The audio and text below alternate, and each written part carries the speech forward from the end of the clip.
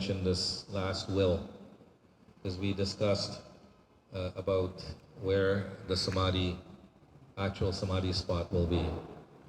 Because Guru Maharaj told me something different when I was in Mayapur. He would come there every year, and we would be with him for 1 month every year. So he had told me something different.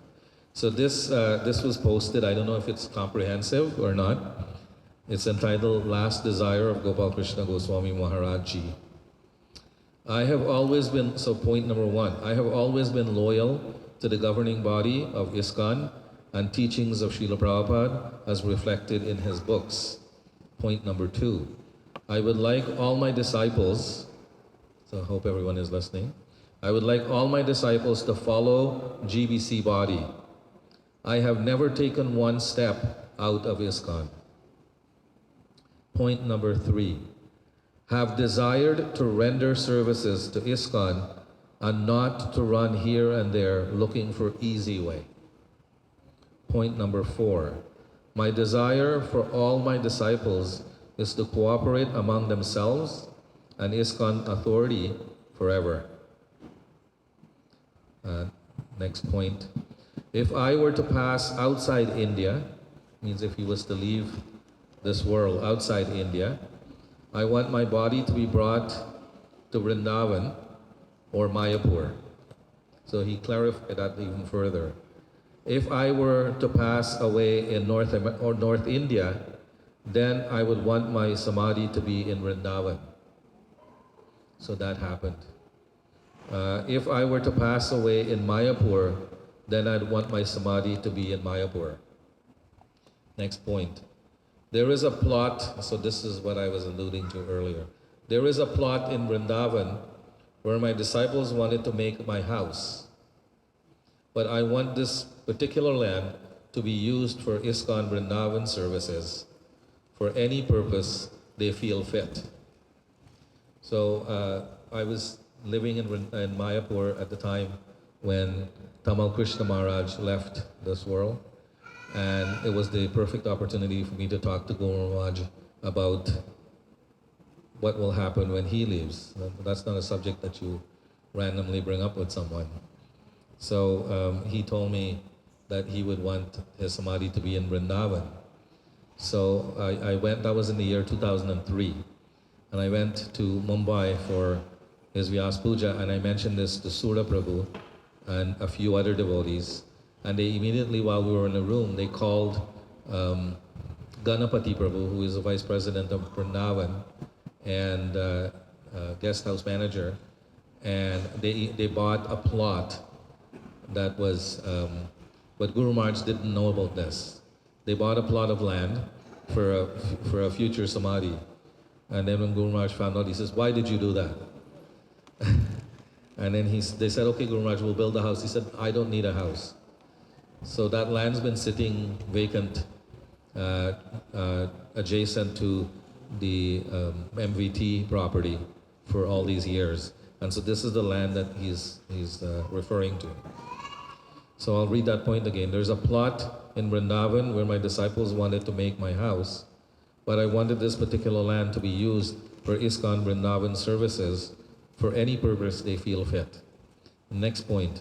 I really do not have any assets. There is nothing on my name apart from a Rolex watch gifted by Prabhupada. My laptop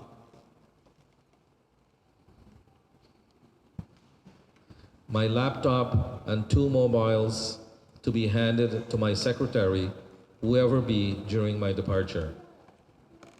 My clothes and sweater to be distributed to my disciples. So I'm waiting for mine. There are no copyrights owned by me. Some people will copyright things. And then this actually is very important. It is put in bright, in like highlighted letters. My only asset is my personal deities.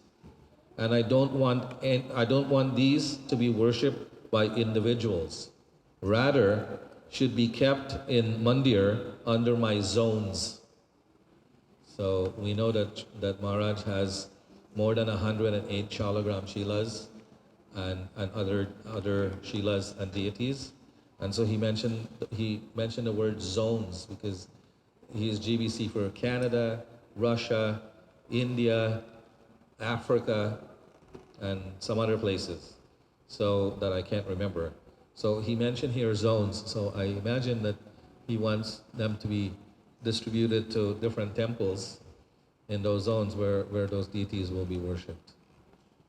And it's only appropriate because we probably have all seen wherever we visit, if Maharaj is there, you would see him at 4 o'clock in the morning performing Mangalarti on whichever altar he happens to be visiting.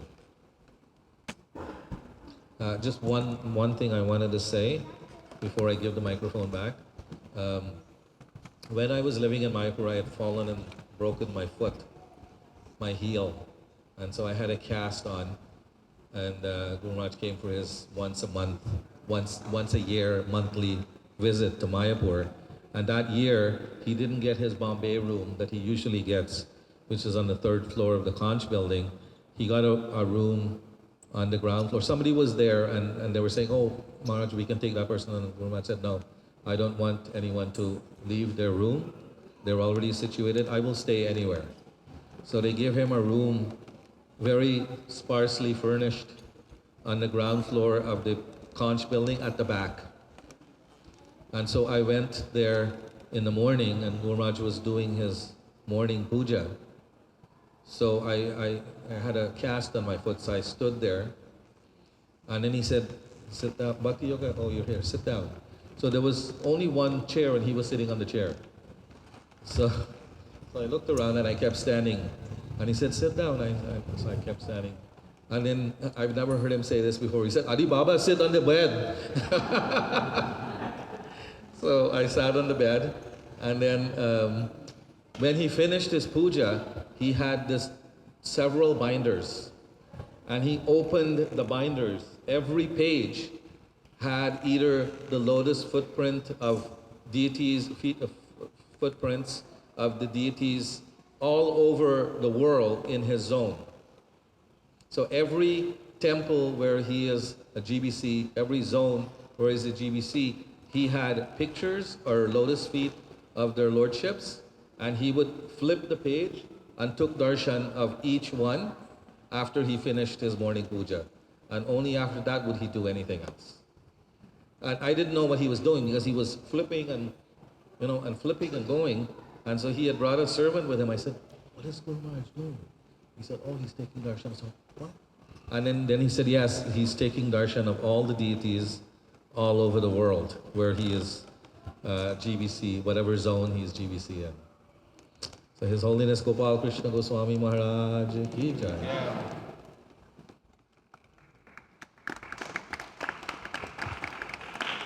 Thank you, Bhakti Yoga Prabhu. So as you all know, Maharaj was very big on book distribution. He was the trustee of BBT, chairman as well. And wherever he went, he encouraged book distribution. And you know that he was in charge of Delhi, and Delhi was always #1 in the world in book distribution. And so whenever he came to Toronto, he encouraged the book distribution. He'll always ask questions about that. And we do have a wonderful couple, devotee couple, Radha Mohan Prabhu and Shamamohini, who have been leading the charge of book distribution in Toronto, doing a wonderful job. So Shamamohini is here actually today to talk about Guru Maharaj and her interactions. Hare Krishna. I offer my respectful obeisances to His Holiness Gopal Krishna Maharaj. All glories to Srila Prabhupada, all glories to Gopal Krishna Maharaj. In the ocean of memories that are being shared, we also have a few drops to offer. Maharaj had so many different responsibilities in the whole International Society for Krishna Consciousness. In our global campaigns, as many of you know, just having Maharaj on the call was enough to get many centers all over the world ticking in action. And one of his messages was enough to shake up the entire India. Like whenever Maharaj would ask for scores, everybody would give. So that was his influence all over the world. But yet, in spite of all the big responsibilities, all the big titles, he was so personal. I personally remember that no matter where we are in Mayapur, in the middle of ILS, or in Toronto or some other temple in anywhere else in the world, he would see us, he would always ask, So how is book distribution going in Toronto? How many devotees are going out? Where are the books being distributed? Are you going on the streets? Are you distributing Bhagavatam sets? Like he would ask us precise questions. And that continued up until his last visit last year. He was also, very, very happy when he saw devotees, and especially his own disciples, take up any responsibility within the Sankirtan team. So whenever we would share that such and such devotee has taken responsibility, he would be very, very pleased and very interested.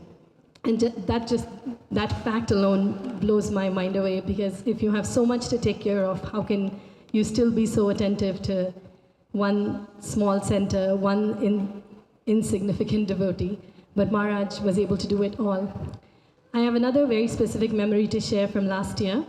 So when Maharaj was leaving, he was staying in the room downstairs, and there was a big kirtan. All the devotees had lined up to the way out, and my husband, I, and my kids, we were sitting in that kids' play area because it was just, that's what they were playing. So when Maharaj walked by and the kirtan's going on, and he stopped near me and he asked me, he said, "So I heard about your school." I said, "Okay, Maharaj." And he asked me, "How many kids go there?" And then I told him how many children are there in the school, and he said, "Very good. You must continue doing what you're doing." So that was so sweet, because it was like, he's on his way out, and there's so many devotees around, big kirtan, devotees from all over North America, but he took the time to, somebody may have told him, I don't know who, but he took the time to appreciate it and encourage me in my service. So that really touched my heart, and I just feel so grateful that I had that exchange. And just in closing, I want to say that while we have the philosophy and we have the instructions of the spiritual master, but the pain is very real. The pain of not being able to wait for his annual visits, not being able to, tune into a live class, the pain of knowing that next time when we go to any of these big centers, he will not be there in his physical form is very real. So today I offer my prayers and prayers for strength to all the disciples. I pray that the sweet future Gopinath heal all of your hearts and allow all of us to experience Maharaj through our connection in service to him. Thank you all so much. Hare Krishna.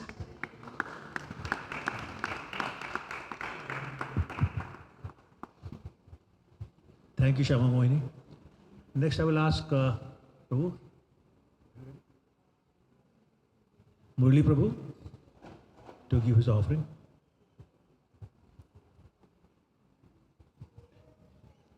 Hare Krishna, everybody. Hare Krishna, dear Guru Maharaj. My humble obeisances to your lotus feet. We are very fortunate to become your disciples.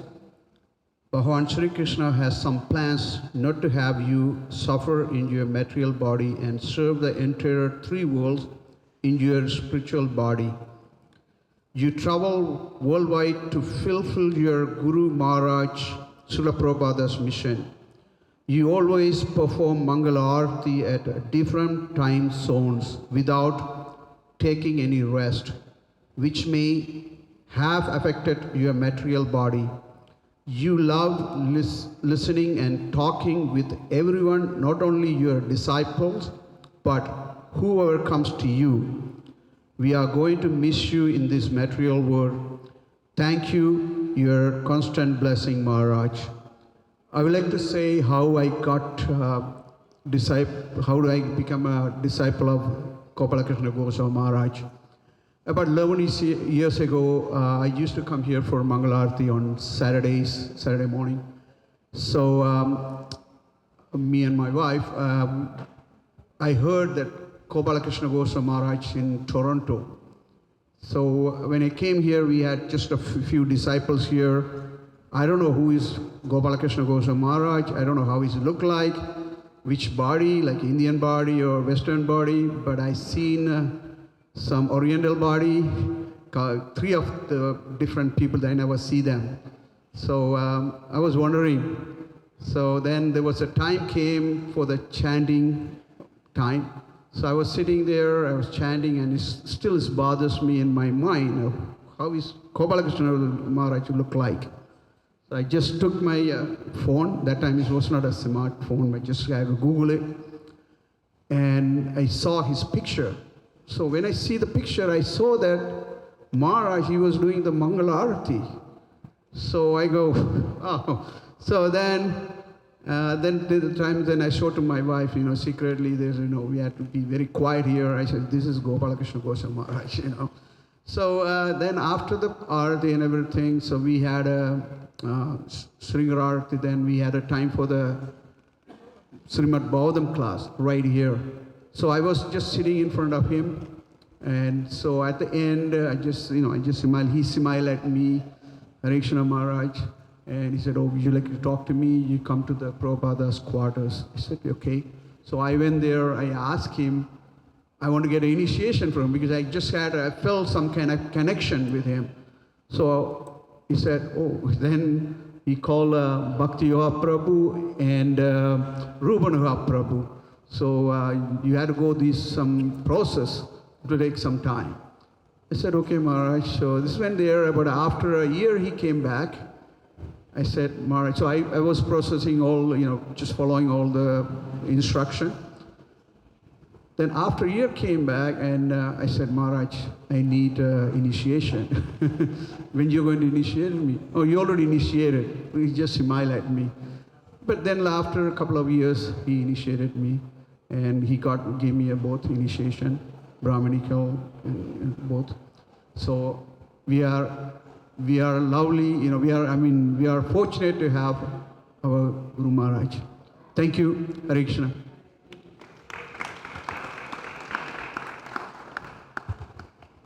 Thank you, Murali Prabhu. We have Jaganath Mishra Prabhu here. He's the founding member and president of ISKCON Burlington. Would you like to, Prabhu, just come and say a few words? And this will be the last offering, and then we'll do some Kirtan. And at 5:30, Bhakti Academy kids will come, devotees could come, and they'll chant as well.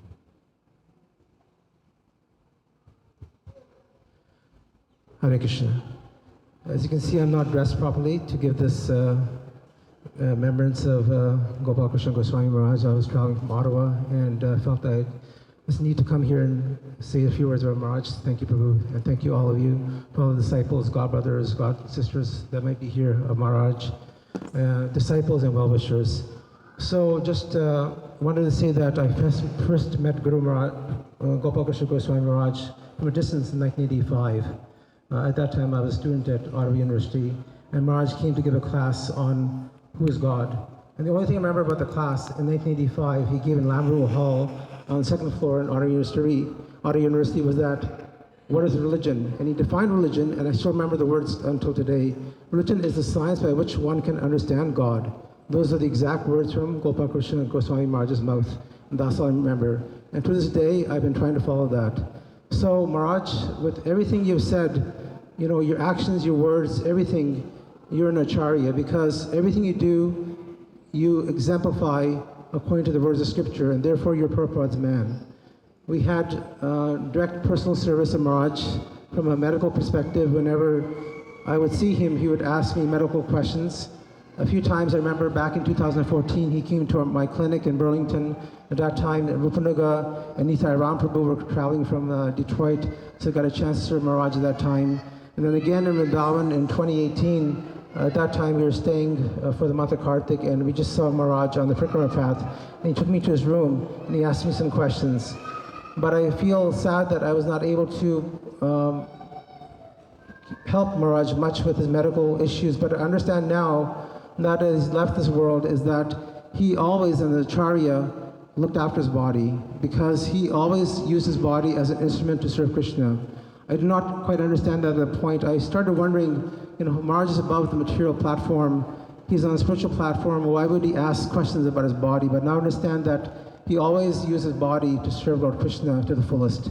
And we can see that right into the last moment when he's in Dehradun, trying to establish the institution at Dehradun despite significant medical ailments. So with that, I think we should take an example that we should keep our body as fit as possible so we can serve that in the best of our possible ways for the pleasure of Lord Krishna and Srila Prabhupada.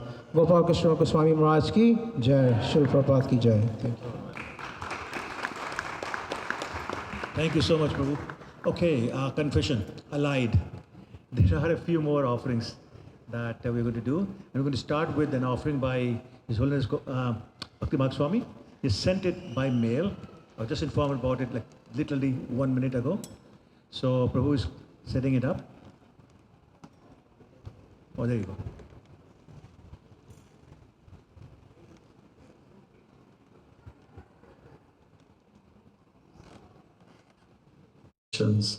On His Holiness Gopal Krishna Maharaj, whom I've known for quite some decades, and he came to assist us in Canada in a sort of dynamic way as our governing body commissioner for Canada. And at the time he was a grihasta, he was a family person, and he was based out of India, but he'd come to visit us regularly in Canada and give us direction, help, support in different ways. What impressed me is that, well, he was a grihasta, and you could still be a leader in a religious organization. He first joined Prabhupada's mission back in '68. And in the poem that I just wrote about him, he gave us a good, let's say, directive. And that is when someone comes to visit you at the temple for darshan, seeing the Lord, or for wisdom, somebody's on a search for the absolute truth, prasadam or good company, then it's a good idea to ask them to leave information and to sign the guest book. And because the guest book was, filled in by him, he wrote on his line his name, and with his phone number, he received a call that the spiritual master of the Hare Krishna movement is coming, Srila Prabhupada. So he was excited about that. He was happy to receive the call. And that from that point on, his life was very different. Prabhupada, let's say, did some magic on him. And, the beauty of persons like His Holiness Gopal Krishna Maharaj is that he was born into the culture, and he took some time to get educated and so on like that. But once he made contact with the movement and with Srila Prabhupada, he kind of dove deep in. And once he made his mind up, he never looked back. I can say that of the many people I know who have commitments to this movement, it's very hard to find someone like him who's really a Prabhupada man. Through thick and thin, and I know he's gone through challenges like most of us have, he just plows through and does what he's supposed to do. In that regard, he was a very dharmic person. And personally for me, he awarded me with the third initiation, which is the sannyas initiation in 1984. So he's been a blessing. He's done a lot of great things for the world, you can say. He opened up many centers and helped a lot of people who are, well, we're all struggling. And he gives us some hope by his diligence, by his regularity, by his strong loyalty and commitment, and good counsel, good directions. He was Shastra. He was very much by the book, for the book, the Bhagavad Gita and all the Vedic literatures, everything Prabhupada put out there. His whole agenda was, let's please Prabhupada, let's make the movement grow. And that's what I really appreciate about him very much. I personally like the idea of growth and expansion. Numbers have always been important for him. Books distributed, temples to be opened, devotees made. We're all talking about numerical realities. And so now with his passing, we just want to honor him in a way that is very appropriate for someone who's passed and has contributed so much to the world. So reflections, taking some time to recall the wonderful things he's done, and just memories, acknowledgements, is the kind of approach that we want to take in circumstances like this. So it is a loss, but I would like to say it's also a celebration, because he's on his way to a better situation than most of us are, and so we can be happy for him. He's got a promotion, let's say, and closer to Krishna, really. And I would just like to say that my life has been enriched, in his company in many ways.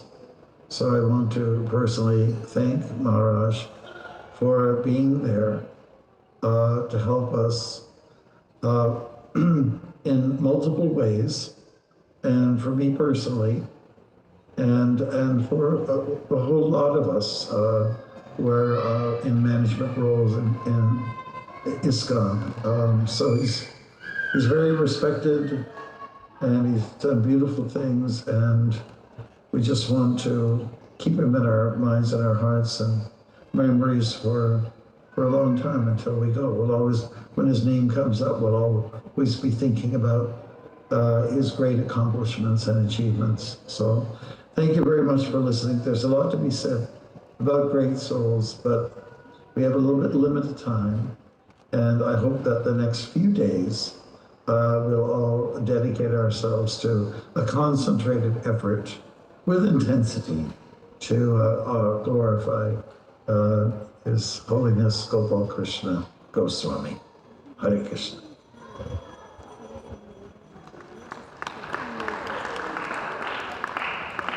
Thank you, Maharaj. Okay. Hare Krishna. I just wanted. Promise the last one. Julia, I'll ask you to please come and glorify Guru Maharaj. Hare Krishna. So usually I have words for every occasion, for every moment, but right now I'm at a loss. My family has had the blessings of Gopal Krishna Goswami for many, many years. And I do have a regret today. So my mom and dad took shelter about 10 years ago, maybe even more than that. And my mom and dad would always say, they're not ready, they're not ready, they're not ready. They wanted to be the perfect devotees before they took that initiation, that step. And last summer, when he came for his visit, things didn't work out. And it was a very, very quick trip, as we all know, so things didn't quite work out in that way. And so the desire was, next summer when he'd come. Next summer means 2 months from now, right? 2.5 months from now, he'd come, it would happen, and mom and dad would get their initiation. And then this morning, we heard the news, and you can imagine how I felt. Of course, how my parents felt, of course, how all of us are feeling right now, but I was like, in life, I've always been the one to push them, to always bug them to do things, and I couldn't bug them about this. So it's that regret. But I think what I just wanted to say is, people often say, don't leave things for tomorrow, don't wait on things. And so that's the lesson that I learned. Don't wait till tomorrow. And even though he's left us in his material body, that doesn't mean he's left us. His instructions are still with us. Something that I've always loved about him, every summer when he would come, and we'd always go to the home programs. There were always so many home programs. And he always gave me 2 instructions. One was to keep singing, always. Him and Jaganath Prabhu, they always told me to keep singing Kirtan, no matter where, no matter how, just keep singing. And the second instruction, but always the only thing he'd ever ask me, wasn't my rounds, wasn't my sadhana. He always wanted me to keep studying, which is odd, right? Usually you'd think a guru would come and tell you to do your rounds and to do seva, but for me, he was so proud. When I did my master's, yes, keep going, keep going.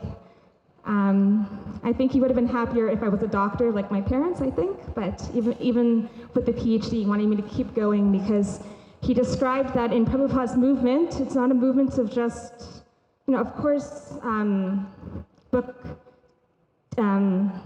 distributors and singers and all these things, but he wanted it to be a movement of doctors and lawyers and engineers and people of influence. And we see time and time again, we see so many interactions with him with world leaders where he's engaged in that way because he himself was a very educated man too. And so today is a day of regret. I'm so happy Prabhu gave me a chance to speak because I've been a mess all day because I felt that I could have done something in this way for my parents. I couldn't, and I didn't do it. But I think for us more novice devotees, I think we're very lucky that we have so many elevated devotees in this room who are going to be our Shiksha gurus in so many different ways. We have instructions from him in that letter that he left and we've read together, and so that's our instructions together. And in any way, if I can serve any of you, be your support, be your kind shoulder, I might need that too, but I'm happy to be that for anyone in this room. So thank you so much. Hare Krishna. Thank you, Julia. So we are coming to near the end of part 1 of this program, and 5:30 the Bhakti Academy group will start Kirtan.